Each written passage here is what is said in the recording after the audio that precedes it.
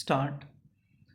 This court, after referring to the various textbooks on Muslim law, held that the divorced wife's right to maintenance ceased on expiration of iddat period, but this court proceeded to observe that the general propositions reflected in those statements did not deal with the special situation where the divorced wife was unable to maintain herself stop. In such cases, it was stated that it would be not only incorrect but unjust to extend the scope of the statements referred to in those textbooks in which a divorced wife is unable to maintain herself and opined that the application of those statements of law must be restricted to that class of cases in which there is no possibility of vagrancy or destitution arising out of the indigence of the divorced wife. Stop.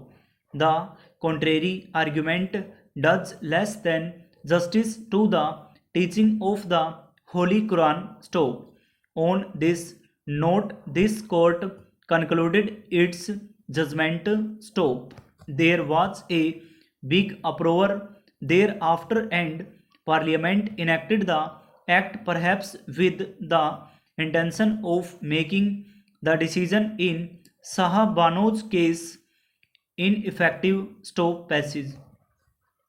The Supreme Court in Muhammad Ahmad Khan versus Sahabano Begum and others has held that although the Muslim law limits the husband's liability to provide for maintenance of the divorced wife to the period of iddat, it does not contemplate or countenance the situation envisaged by Section 125 of the Code of Criminal Procedure 1973. Stop.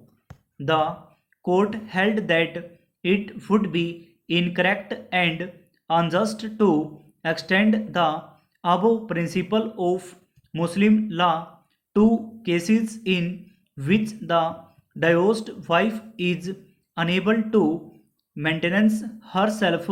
Stop. The court therefore came to the conclusion that if the divorced wife is able to maintain herself, the husband's liability ceases with the expiration of the period of iddat, but if she is unable to maintain herself after the period of iddat, she is entitled to have recourse to Section 125 of the Code of Criminal Procedure. Stop. Passage. This decision has led to some controversy as to the obligation of the Muslim husband to pay maintenance to the divorced wife. Stop. Opportunity has therefore been taken to specify the rights which a Muslim divorced woman is entitled to at the time of divorce and to protect the interests. Stop. A Muslim divorced woman shall be entitled to a reasonable and fair provision and maintenance within the period of iddat by her former husband, and in case she maintains the children born to her before or after her divorce, such reasonable provision and maintenance would be extended to a period of 2 years from the dates of